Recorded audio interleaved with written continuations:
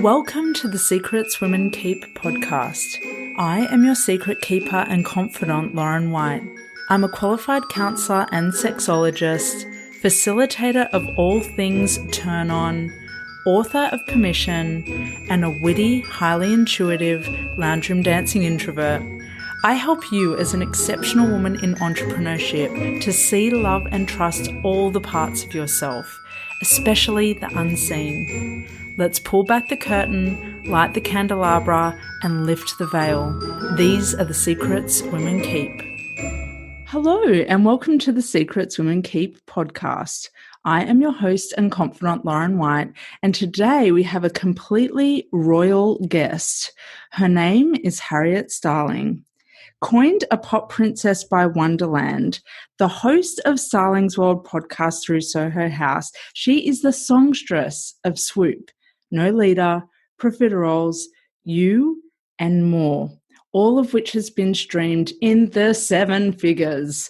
Starling is so much more, though, than an independent artist. She is currently increasing her reach and impact as a mentor to creatives, showing them how to make money from their talent and sharing with them what it takes to make it in the industry.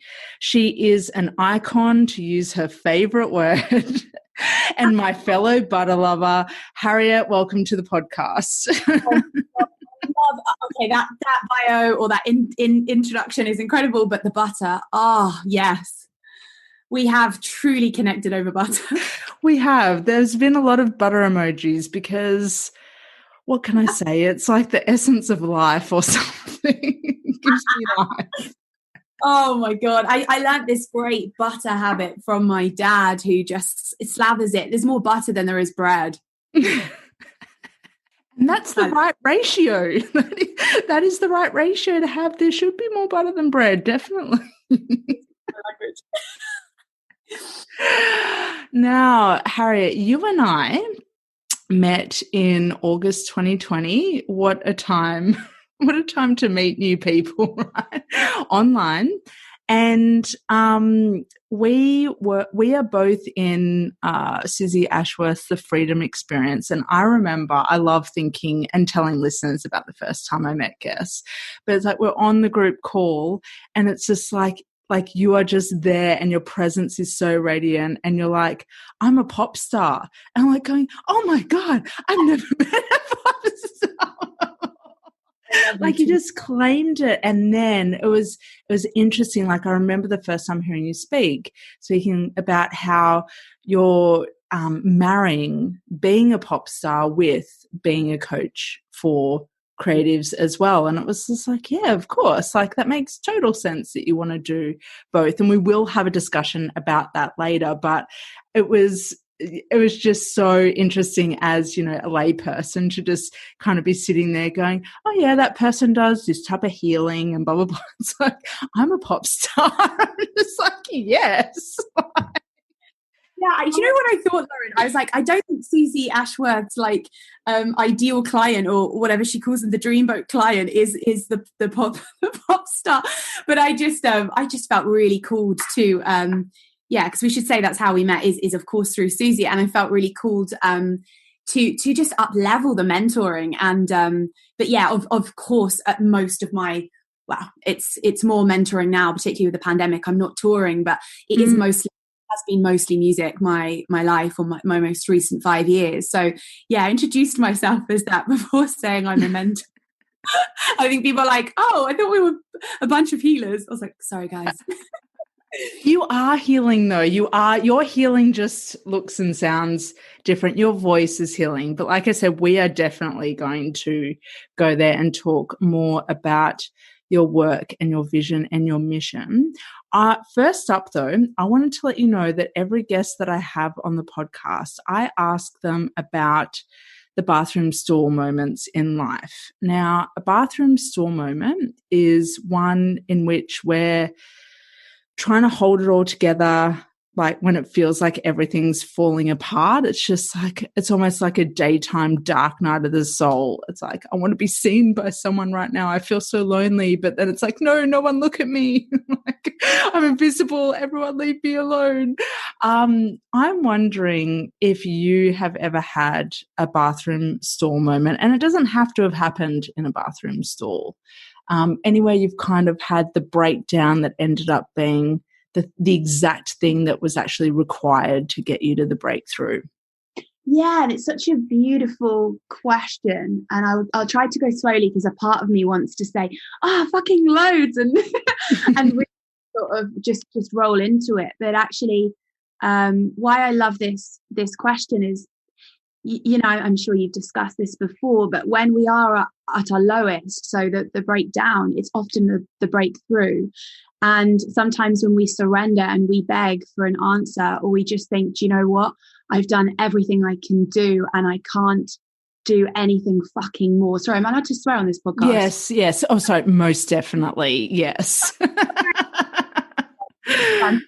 So what comes to mind, and actually kind of is connected to the mentoring, although of course we can talk about that later, is actually not just one bathroom stall, but I would say a sequence, a frigging sequence. And they were twofold. They were in this basement bar that I used to work in. It was a members club, much like, you know, Soho House, except it was an one-off members club for celebrities and creatives in Soho in London. And I actually grew up there from the age of 17, 18, sort of mafioso kind of really extraordinary and quite dark bar. I saw, you know, so much at such a young age in terms of debauchery, addiction, just outrageous, exciting, sexual and crazy stuff, as well as really sad stuff where, you know, the excitement of being a creative or being famous. And I was serving them drinks, and at the same time, the dark stuff of, you know, how you sort of think fame would fill the void, and obviously they're still taking way too much cocaine or feeling that emptiness, that piece that we all have inside of us that we try to fill up using the external. And as we know, the external doesn't quite cut it. You know, you buy that gorgeous dress and you don't necessarily feel much better. Why the inner work is so powerful. But anyway, back to the bathroom stall. They did have these. I wish I could. Maybe I'll give a picture for the show notes.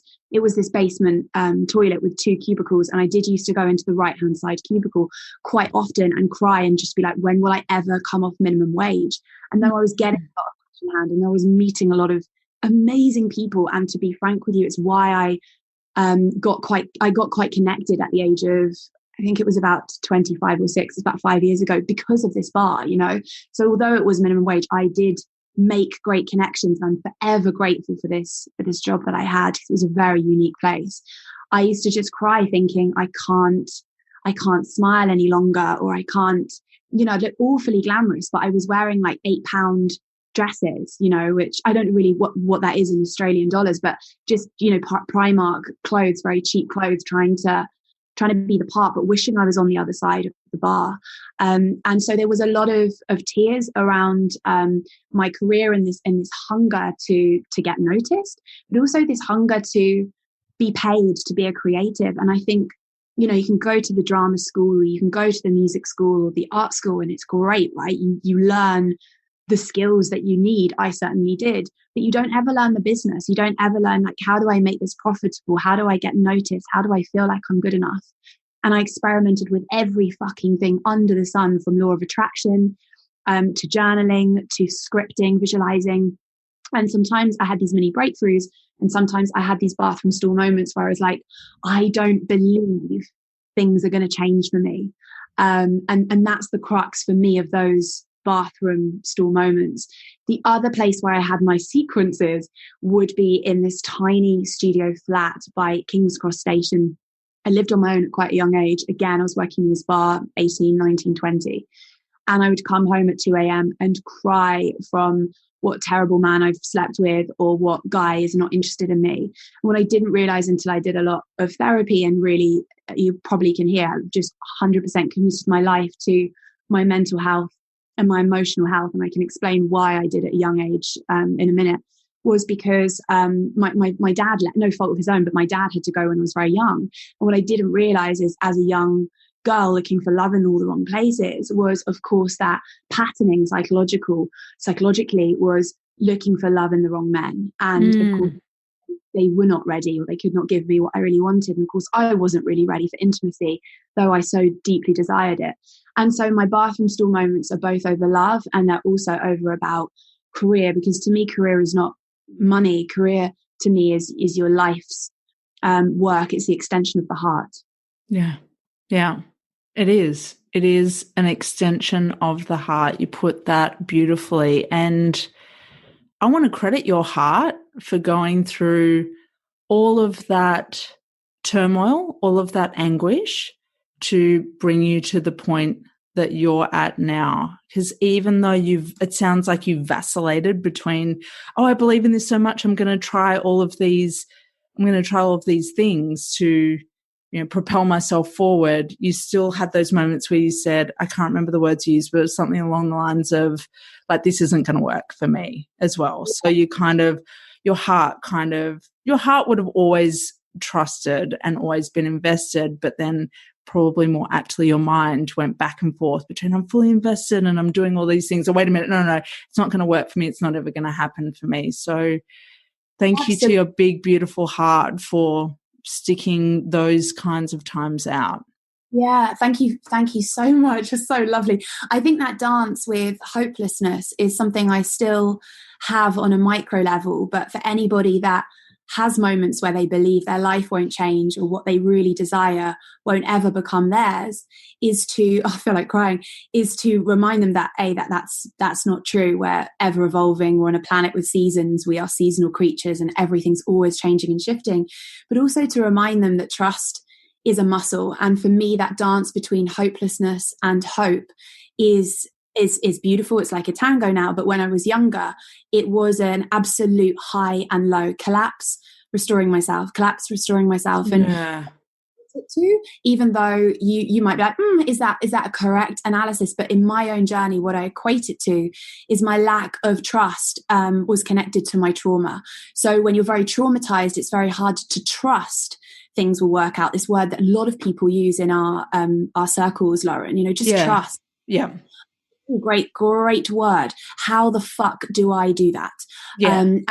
The secret to me and the truth to me is that as a kid, I've suffered a lot with PTSD, depression, anxiety, and various other things I can go into, is when you are traumatized or certain things happened and you were trapped as a child, or certain things didn't work out, or you saw the pain of your parents or your caregiver or something as a kid, the idea of trusting what you can't see, trusting the future, is fucking bullshit, because you just had one, traumatizing event after another.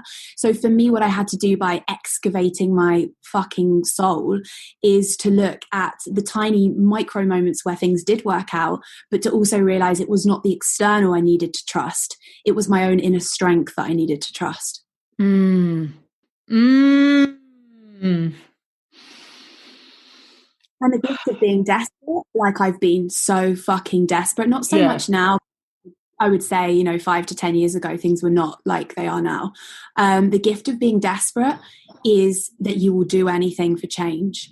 And she says that, I think the bin men are here, so it's pretty loud. He's eavesdropping. Bottles in cardboard boxes, very glamorous.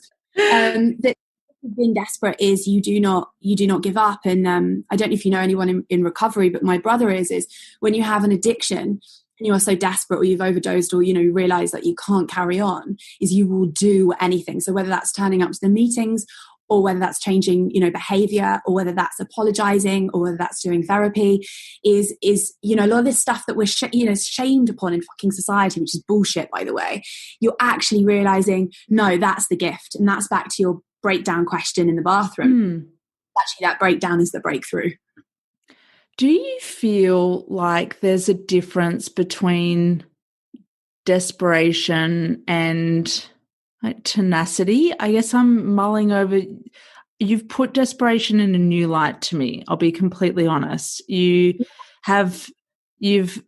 elevated it more than I ever really feel about it. Like, I really feel like desperation can have so much neediness attached to it that it's really not very magnetic. But I feel like you're speaking about it from a way where it's like, trying to find the words for it because this feels big, where it's also intertwined with tenacity and persistence and willingness, like a willingness. It might not be desire, like you don't necessarily want to be sober but you've got a willingness to be sober. And I'm wondering, is there any more that you can share on that concept of desperation when you do want to get to the breakthrough?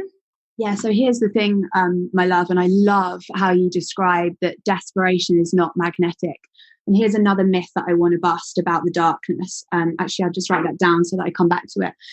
Firstly, when I talk about desperate, because you and I and everyone here only has language, one word might mean something to somebody else, regardless of the dictionary and definitions. And when I talk about it, desperation is not something I put on somebody else. It's my own internal hunger. And that's what desperation has led me to, is the willingness to become the searcher.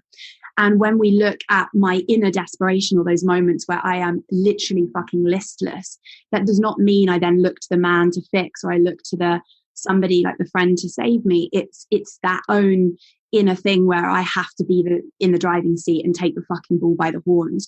I think desperation, we know, can be a very unattractive word if it's one of your friends who's trying to put their shit on you and expect Harriet. Like, fuck that. No, that's not okay. You got to take ownership.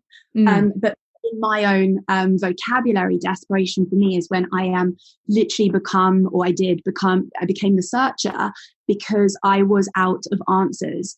I didn't grow up in a way that I felt safe.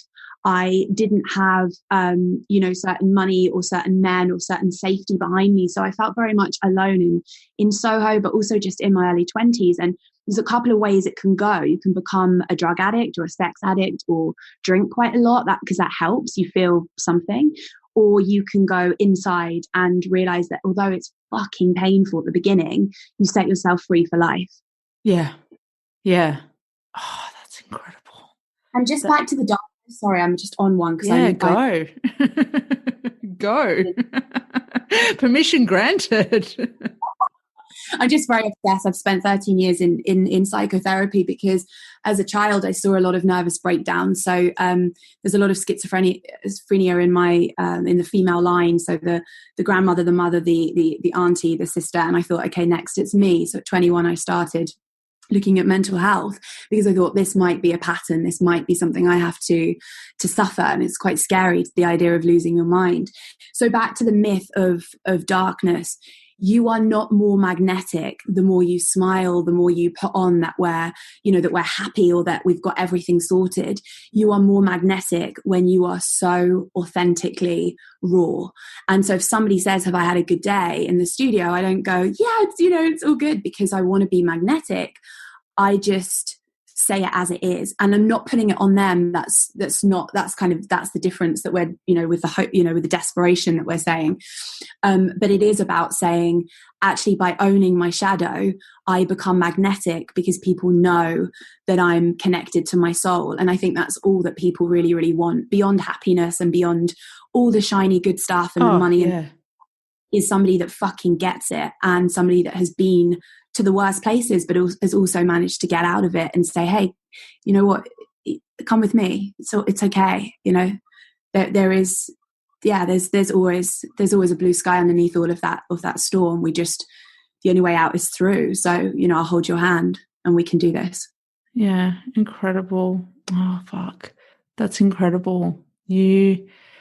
I feel like you're also speaking into a form of integration there as well, like that being magnetic is someone who's integrated, who's cognizant of the shadows, who's traveled through the shadows, who gets their light but is authentic with their light. It's not that put on, people pleasing, I'm just going to whack on a happy face kind of so you like me way of moving through the world. It sounds, you've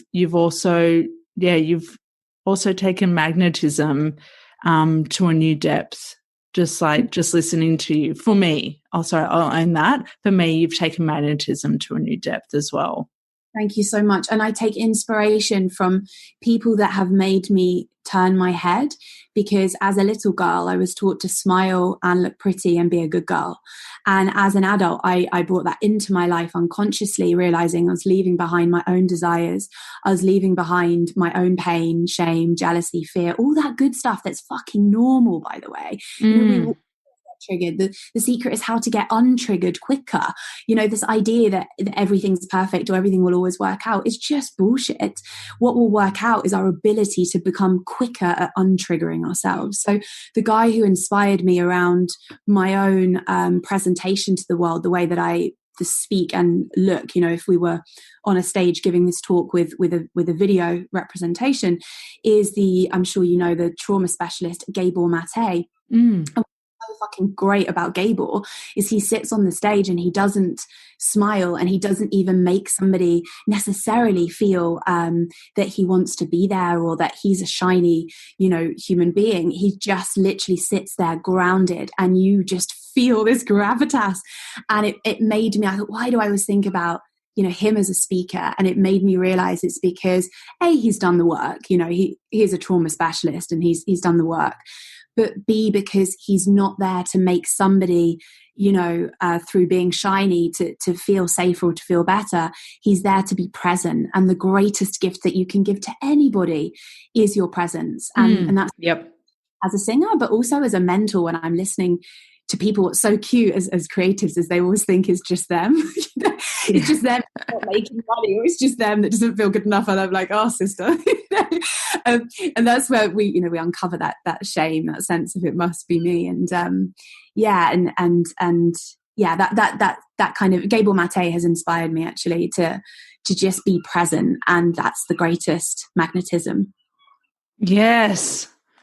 Oh, so many quotes, darling. Like, I've just got so many quotes coming from you, from what we've discussed already, and we're not even 20 minutes in. Incredible. And quite quickly. Okay, we can wrap up now. We've just gotten how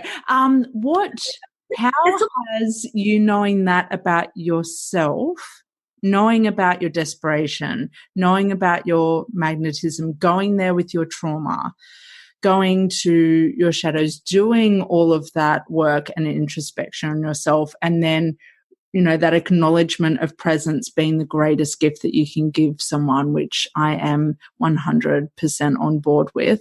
How are you able to transmute that into your work as a creative? As a musician, and I like the word creative, that's beautiful, because weirdly, and no one knows this about me, is I don't identify as being musical. I don't have any musical training. I actually trained as an actress and then decided that I don't want to be anybody else anymore, and get told what. So I quit that one. And funny enough, it was at an Abbey audition that I thought, nah, I'm all right. Even though I thought that would have changed my life. Anyway, we win some, we lose some, but pop career is way more fun. So yeah, I hope as a creative, and by the way, why I don't identify as a musician is I didn't learn an instrument until recently, and I sing, but it feels more like it's coming from inside rather than, could I tell you if it was a major chord or if it was a G or an E or what key this song is in? I don't really know. I don't really have any musical fucking knowledge at all. I can barely play the guitar. But what's cool, if anyone out there is listening to this and thinking that they need to be, somehow further than they are, is as long as you're coming from your heart, of course I go to singing lessons, and of course there needs to be a level of commitment and a level of excellence, but actually you don't need to know everything to be good at something. You don't need to be a great clothes designer to know how to cut a pattern, and that's the same with me. I don't need to be learning how to read music in order to become a successful pop singer. So back to your question, for me to be a creative and to serve people through the music and serve myself, quite frankly, I'm trying to fucking, save my poor 5-year-old self and all of that through dressing up and dancing. Spice Girls were my jam. I'm a 90s kid. Shiny things. And what I hope to do with all of that stuff and the shit that I've worked through is, through my lyrics, though the music might sound quite uplifting or hopeful, is through the lyrics that hopefully people don't feel so alone. And if I really go to the mission of the music, if I dig down to the fucking core of it, beyond, you know, how many streams or how much my record label have given me or whatever, all of that shit, is actually, do I help people feel less alone? Do people feel connected with the music because they hear somebody that gets them? And that's the vision. And a quote that I heard through psychotherapy, which I think it's Carl Jung, which I always thought was fucking iconic, was when you understand yourself, you understand the world. And for me, what I'm starting to realize is 14 years of therapy, self-development, and everything from ayahuasca to Vipassana to you fucking name it, I've tried it, is actually that sense of connection, to self. I realize that my stuff isn't very individual and that most of us suffer with the same stuff. And that's quite reassuring. It is reassuring. And the more we talk about our stuff in safe spaces, either one-on-one or in groups, or the more that we have that safe space to release, the more we can feel less alone. And I don't know about you, but just to speak to loneliness, I really felt it in 2020. It actually fueled a lot of what the work is now. And now, to be completely transparent, I haven't felt lonely for a really long time because of all of the changes that I've made in my life. But you know what happened in 2020 when we were also isolated from each other, and you know, everything felt so distant, it was just, you know, when loneliness is under the magnifying glass, it's just, you do feel disconnected. It does go beyond you. It does go into every interaction. It does fuel low levels of a low sense of worthiness. It does.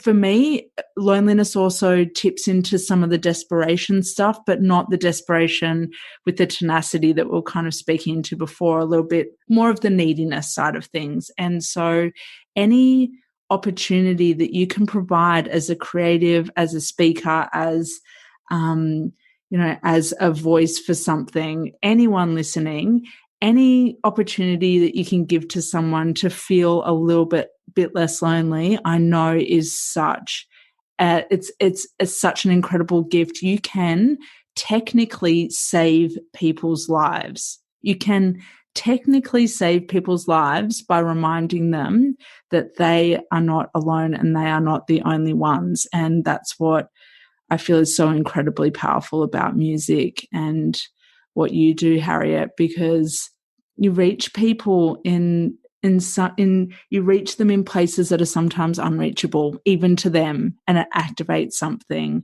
and it reminds people that they're alive and that they actually want to be alive.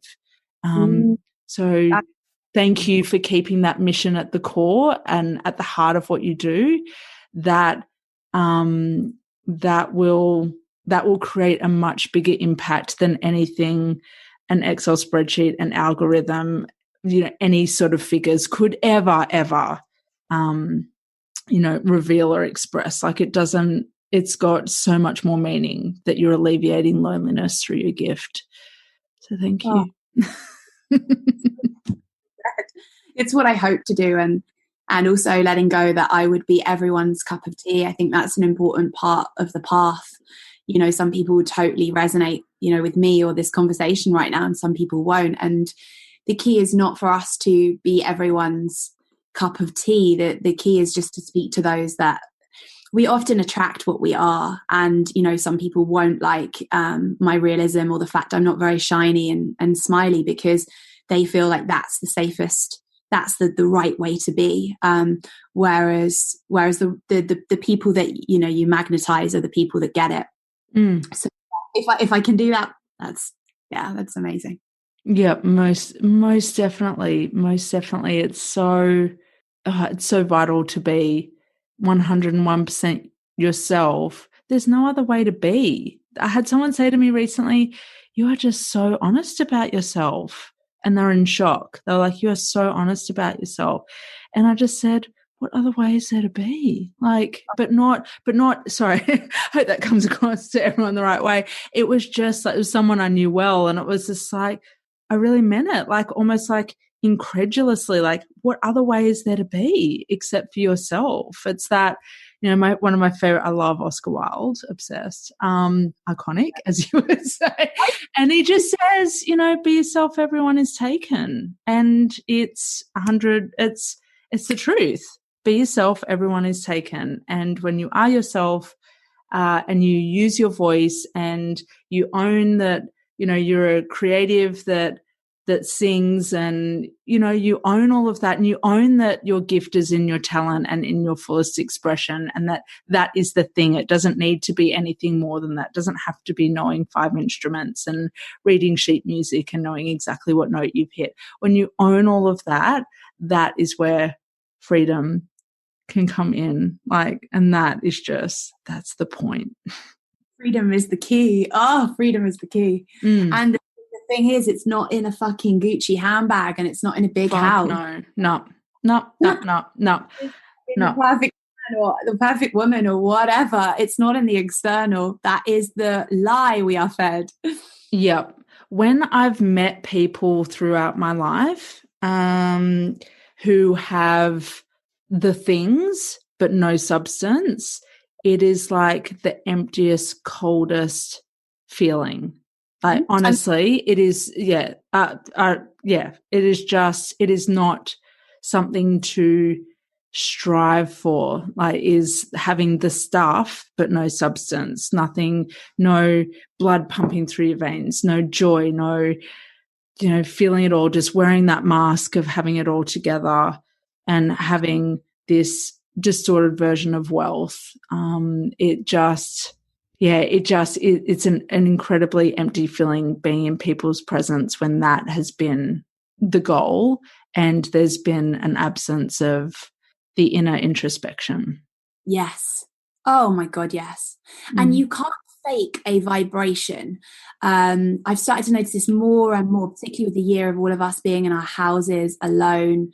It's just Zoom. We've got even less information because they're not in our physical space, and you cannot. Energy speaks louder than any kind of Botox or any words or any style or whatever people are adorning themselves with. It's just everything. It is. It really is. And the richest people, you and I, we're all for money and income and wealth and impact and all of those things. The richest people are really the people that know themselves, love themselves, trust themselves, revere themselves, hold the people and the women that hold their own. That to me is a richness, because I look at those women and go, you have, to mimic what you said before, you have been there. You have been there with those shadows. You have danced with those shadows. You've done the tango with those shadows. You've done the awkward dance with those shadows. You have been there, and now you are so solid in yourself. You are unshakable. And that to me is a really, really rich and wealthy person. Oh, yeah.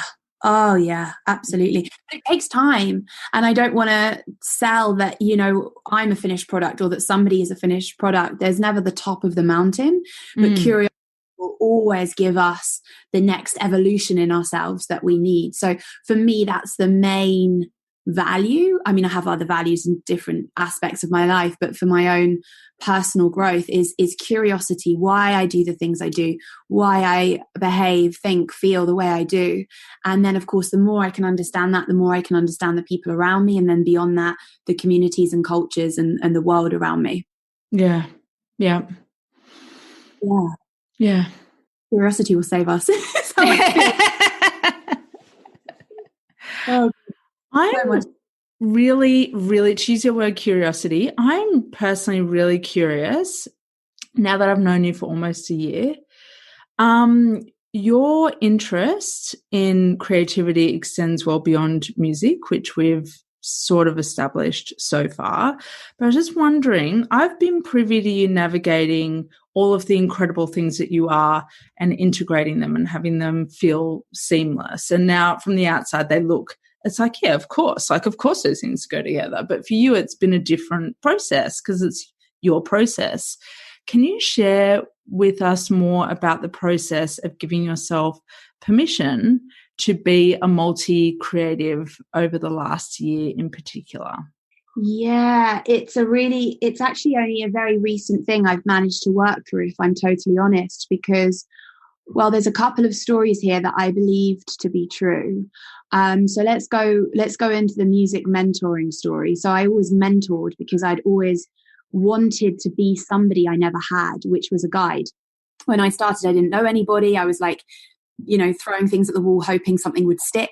I didn't have connections. I didn't have a leg up in any way, except perhaps that bar, because I managed to, network. So I guess that, and I actually got discovered there by Sia's first band, and then got a record deal. But I would say I was very much, sort of in it alone. But to go into these sort of this music mentoring thing. So I started that. It was behind closed doors. Someone basically tweeted me. This is how the whole thing started, and said, I read in a magazine that you had stage fright and you suffered with anxiety.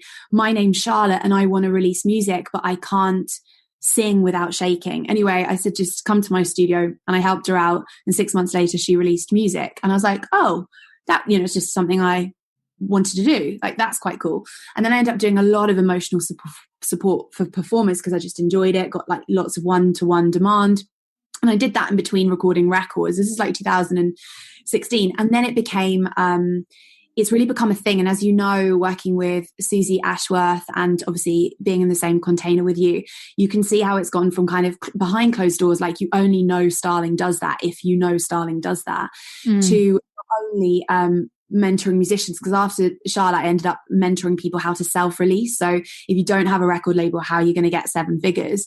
And became quite an expert in that, because I've actually remained independent for most of my career.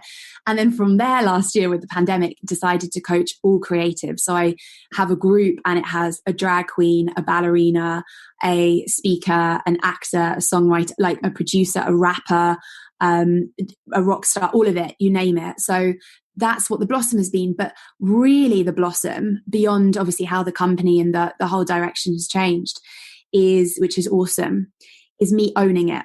And it might be helpful for someone to hear who struggles with having, as you say, multi-passionate. And for me, my story was I can't be successful at 2 things. Yes. Yes, that was your story. Yes. Right. Yes. You know more than anyone. Yeah. And thinking about this, and the other thing was I can't be successful as 2 things. The other thing is you're judged as a singer in the music industry. If you do anything other than music, it's like, are you doing it for money? Are you doing it because your music isn't actually going that well? Like all these judgments, and some of them, by the way, are true, and my mind then internalized that it must then be true for me, and I'll be cast out of the music industry, or I'll not be very cool if I'm looking to help. And whilst they're all stories on a cellular level, in my mind and my body, wanting to be sure that, of course, my music's taken seriously, I hid elements of the mentoring, which is really ironic because I was so much, and still am, about like, be who you are, own everything. And then inside I was like, oh, I'm struggling. That's kind of funny when you like coach something, you're like, I'm not quite there with that one. I'd love to just keep it real, by the way.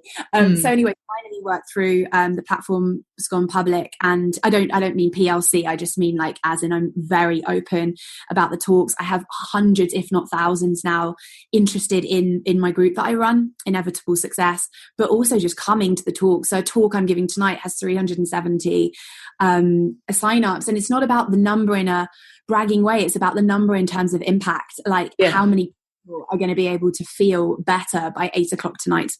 And that's the intention anyway. So that's been really difficult for me, this concept that, right, so it's not just the 2 careers, but there was another story. And that was as an artist, as in a pop star, you can't be seen to be available. Like, that was another story. So basically, like, Billie Eilish might not do many interviews, or Madonna, you might really not know how she speaks because she does or Beyonce doesn't do very much, talking to camera.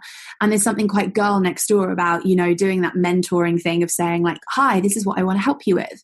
And so for me, beyond owning that and that story is bullshit and I can have success and a career in my own way, is actually then, okay, if I am going to go public and I do want to serve both creatives and also have a career as a pop star, then actually it's not, if I'm doing it, it's how.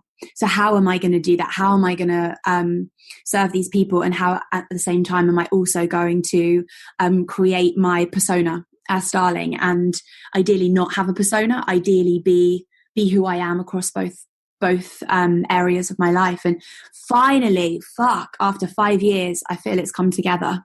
Yeah. Yes. What do you think really helped it come together?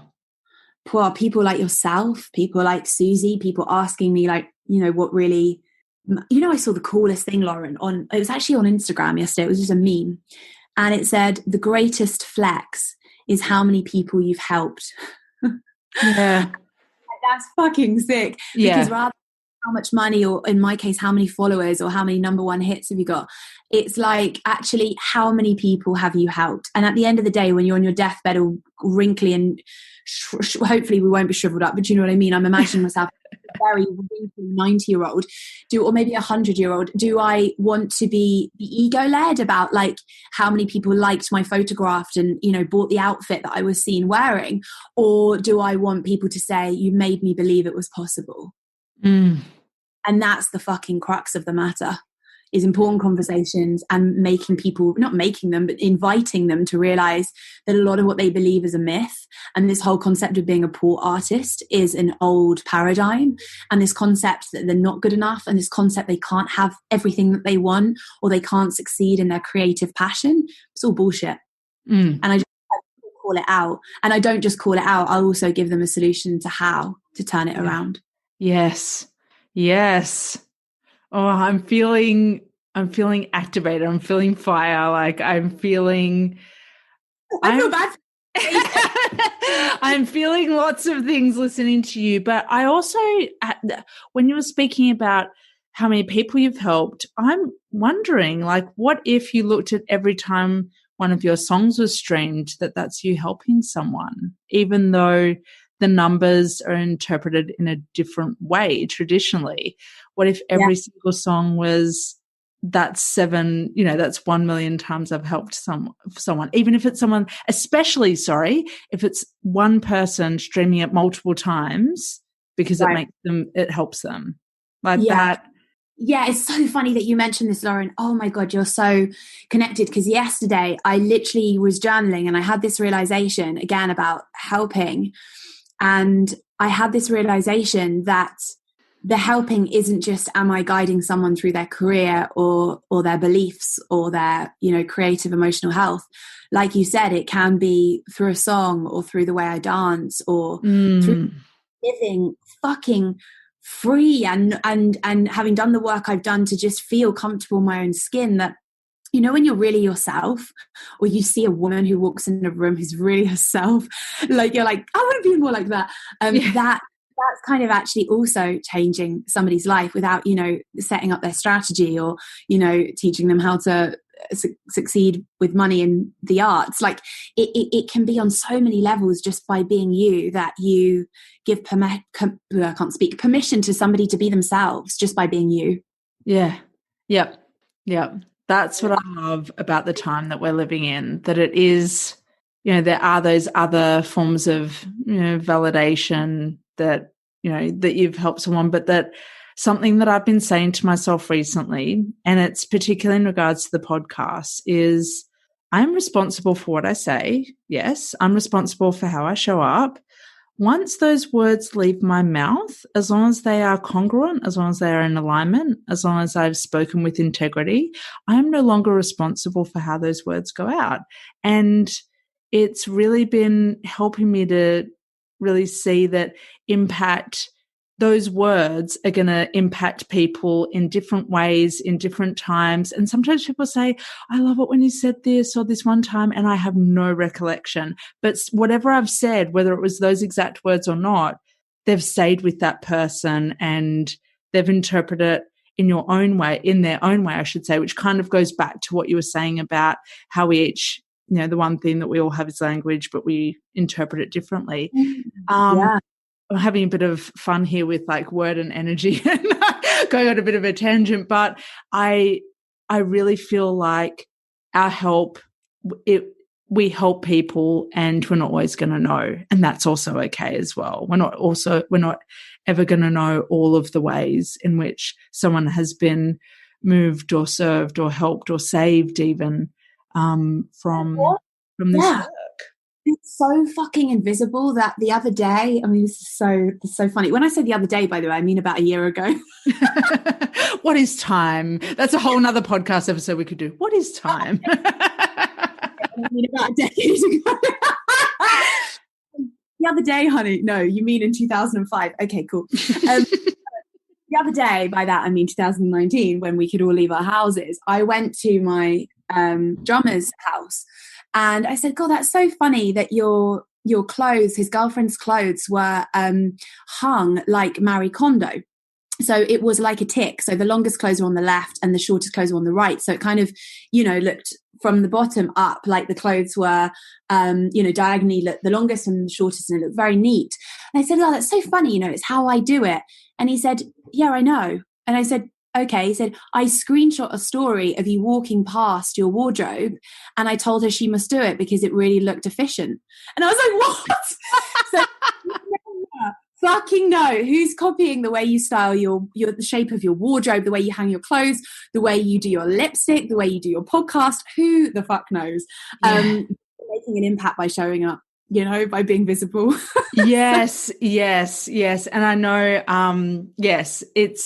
there are so many small things, and people have said, I saw this color, it reminds, like, people I've never met. I saw this color and now I always think of you. And I'm like, oh my God. It's incredible, isn't it? Just how influential you can be without even knowing it. Like, you're speaking words into your stories about something else and people are picking up other things that are in the environment and then going on to associate them with you. And it's a whirlwind. But it actually brings me to my next question. Like, it's like really seamless. We live in a time where we have almost unlimited access to celebrities not all celebrities, but some celebrities. Yet secrets will always abound, in my opinion, about what it's really like to be on the inside of an industry, or what it's like to be on the inside of celebrity culture. What do you feel that most people still don't quite get about the creative industry, the entertainment industry, music industry, and being recognized in celebrity culture? What, like, is there like secret that lots of people just don't get? We're more insecure than anybody else, and we all think we're not good enough, and we all think we're fakers, and that we just got lucky. And what's so interesting is if you speak to a non-celebrity or somebody that doesn't hang around in recording studios every day or take meetings and fancy members clubs, is that the sense that somehow, because we've got the Gucci handbag, or because we've got, lots of followers, that somehow we are, we're titanium, we're indestructible, because we've got what they think they want. And of course, unless you've done a lot of work on yourself or are emotionally intelligent, that projection, particularly with Instagram around, is just ever magnified, that somehow the celebrity is safe from the worries of, paying the bills or having a problem with their partner, or safe from the nitty gritty of picking up dog poo, or your bin bag split and now you've got your kids' food all over the kitchen, and the gross shit that we all have, you know what I mean? Just real. And I think obviously it's not shown. So we then believe what we're shown, which is they're all fine, they're all shiny, and they've all got it figured out. And actually, if, like, we talk about me going to like the Grammys or the Brit Awards, just like the music awards here. I've, not to be mean to anyone, but I've never met such a bunch of insecure people and people that don't feel like they're good enough. And the coolest thing, having done so much therapy when I'm in this space, is though I recognize that and I do have elements and feel parts of me that feel like a charlatan, a faker, I also know that it's a human condition. So I don't live my life trying to make up for the fact that I feel inadequate. I actually just understand that's a human part of me, and that's not the truth. It's just a part of me. Equally, another part is my strength and my confidence and my groundedness. So the truth is about it, for anybody on the outside, what a horrible expression, but you know what I mean, is that they think celebrities or people with big followings or big careers are somehow more secure and somehow safer, or somehow don't feel what we all feel. And the truth is they feel it more so because they're under this pressure. Yeah. Thank you. I still fall for that. I still slip in my awareness of that sometimes as an outsider looking in. So thank you for bringing that discussion to that truth to the table, because I still sometimes think that they are fortified, that they are galvanized because they've got teams, because they've got because they've got wealth, because they've got whatever it is that I think that they have, and they might not even have those things because I don't actually know. So thank you for bringing that truth forward about the questioning that we all have about ourselves and whether we belong and whether we're, how did this happen? Is it I was hearing threads of imposter syndrome. Yeah, totally. Exactly. That's what I see so much of. And of course you feel that way because Instagram fortifies that myth even more, because you see just what people want to show you. And in a way that kind of drives me mad, because then it makes people feel like they're down there, struggling with their, kids' feces and trying to pay the gas bill. And actually the truth is, so many like celebrities or famous people, whatever it is, they've got the same problems, but if not even more, because they're juggling so many moving parts, and there's such high level of pressure and stress to maintain that status or maintain that success. Or if you've got one number one, you then need another number one, or you get dropped by your label, that actually it's a new realm of hell, a new level, new devil.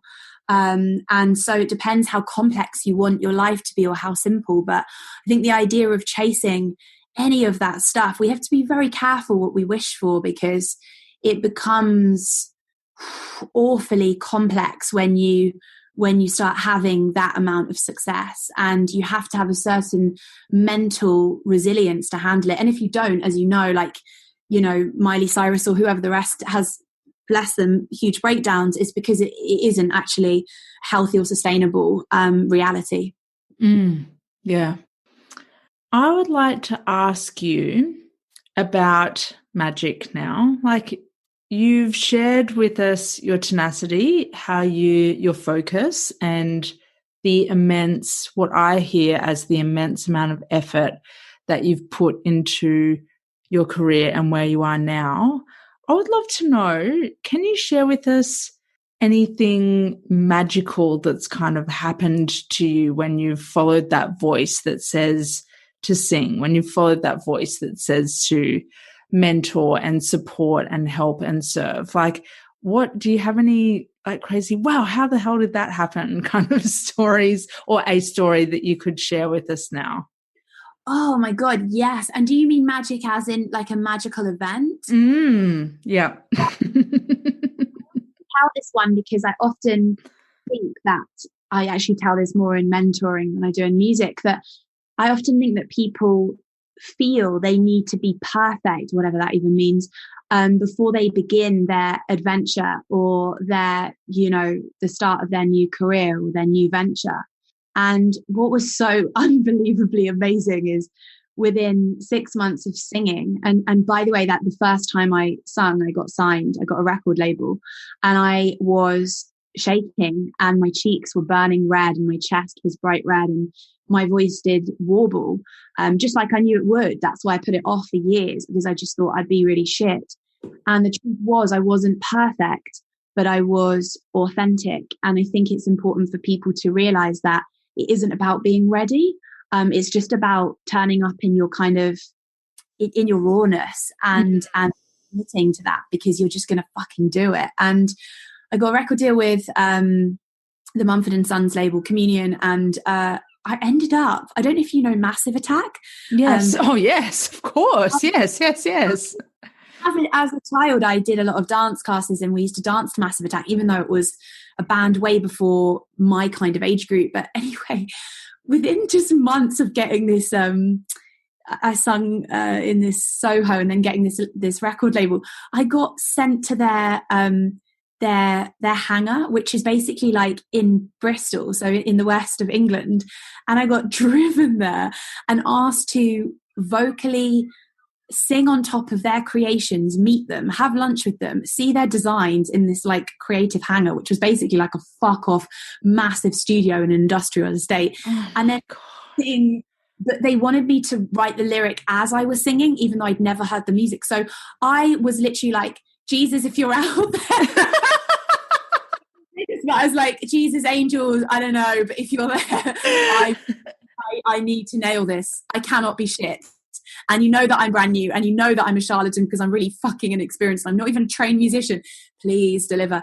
Anyway, it went really, really well. And it was like kind of like meet your idols. So I would say there's been a lot of magical things. I've ended up working with Adele's writer, Ed Sheeran's writer, been put on the circuit of songwriters in Nashville, New York, LA, London, you name it, and wrote sort of over 350 songs in a year.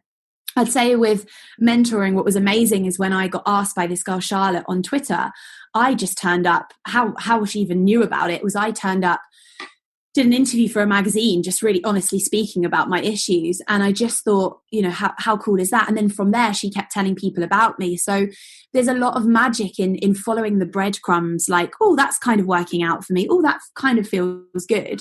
And I think often a good career is built on that energy of following the breadcrumbs. Yeah. And where that, where that goes, rather than like, this is my business plan.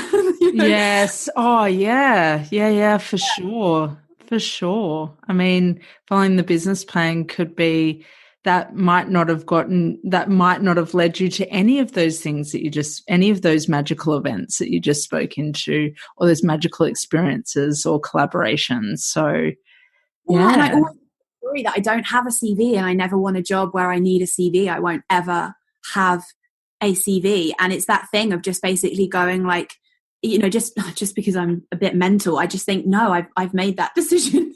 Yeah. Yeah. I'll be my own company, even if times do get hard. And that's how there's no, when you just decide parameters for your life, you're just like, no, that's just how it's going to be. Yeah.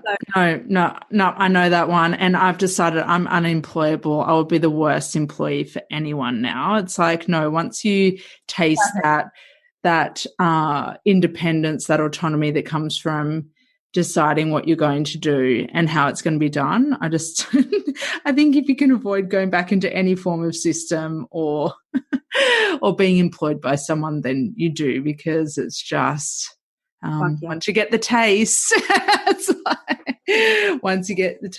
like, thank you for sharing the magical story. I'm still like hanging off of the Massive Attack one as a big Massive Attack fan. So that is incredible. I was wondering, just before I do give you some quick shoot questions, I was wondering, because this is all about secrets, you teach and are a way shower for creatives to make money and impact from their talent. And I was wondering, could you share with us one of the secrets that you share with people on your masterclasses and your workshops? What's one of the secrets about making money, the energy of money when you are a creative? Because you've just debunked the old story of artists, the poor artist paradigm, the poor artist archetype. Is there anything else that you can reveal to us today? Absolutely. The first one that comes to mind, and it's quite easy for for listeners to remember is that your net worth is often deeply connected to your self-worth. And when you look at the self-worth and you look at that, you know, innate reflection, how you feel about your worth, your value, and work within that and connect to that, you'll notice your net worth unbelievably rise. Unbelievably. Where it's complex, and I may or may not go into it because I do realize the time, but where it gets complex and very personal is a creative pours their fucking heart into their work. So whether it's a painting or it's their music or whatever, and then putting a price on that. Firstly, you're not taught how to do pricing. You're not taught, you know, what to charge. Secondly, you then get people's opinion about that's too expensive. Or I wouldn't. Yes. Oh, that word expensive. I abhor it. Oh, I abhor it. It's just... Yeah. And then you've got the other thing of then, okay, my exile parts are triggered, which is I'm not worth it. Yes. And then or you pause or you hide for another week and then you waste another week. So what you've got is when you can work with the emotional elements that come with receiving money, receiving value exchange for your talent, actually then you start to be better at receiving, you flex that receiving muscle, and you start to realize that of course I should be paid for this and I should be paid deeply for this. And that's what I mean about worth connecting to worth, self-worth and net worth. Very, very, very, very connected. Yes. And people forget that there's a lot of joy in paying people for things that bring them joy, that it can actually, the exchange of money can actually feel really, really, really fucking good for the person on the other end, that money is not always exchanged begrudgingly. It's like some people, and I'm very blessed to have friends like this, that are just like, I want to invest in that. Yeah, I want to do that. I want to be generous in this way. Like, yeah, I want that. I'll grab it now. Like not, and that in particular with art forms. And I just, I love that you share that with people, because that one needs to be debunked so massively. And for people to recognize the power in stepping into their self-worth. Oh, absolutely. But it's so easy for us to say like, oh, people need more self-worth, whatever. But then people go, well, fucking how? And that's where I come into it. That's I'm like, okay, this is the step by blow process that's actually going to deepen that. And therefore you're going to see as a reflection of that financial blossoming. Yeah. Yeah. I love that. Fuck, you do incredible work. Oh, fuck.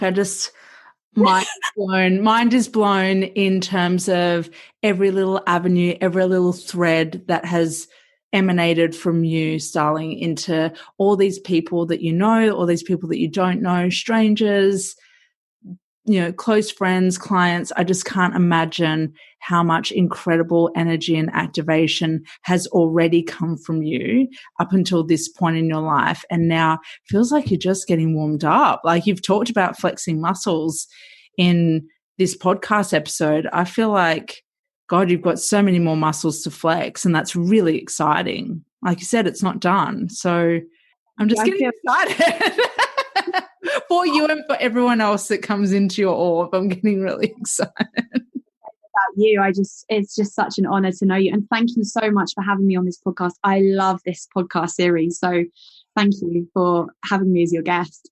Oh, you are so welcome. I've got no doubt that listeners will love this episode, and take copious notes as well. So, as well as to what you say and the level of insight you have into yourself and human nature. It's really, really fucking profound and inspiring. And I feel honored to tap into this new layer with you, because we've never been able to create the space to have a conversation to this extent. So I'm so glad it's recorded, so that it's solidified, it's cemented in history. It happened. It's on tape. Yeah, totally. Just lastly, Harriet, where can we find you? Yeah, so Starlingsworld is my Instagram, and website starlingsworld.com, and my Spotify is just Starling, which is my stage name, Starling. And I don't just mean Spotify, Pandora, Apple Music, all of the places my music is on, all of the platforms. With regards to the mentoring, the website is jointheplatform.com. And jointheplatform.com has everything, whether it's like joining my free group, or whether it's coming to a talk, or whether it's somebody that actually wants to be mentored by me. It's all on the website. Okay, brilliant. Thank you so much for that. We'll definitely have that in the show notes. Thank you so much. I have no doubts that this episode has contributed to your understanding of your secret self. If it's activated you in any way, then please take the next saucy step and share it. Share it with the world, just like Starling is sharing her gifts with the world. But be sure to tag us both on Instagram so that together we can reshare it and create an even bigger impact of women feeling seen, heard, and understood.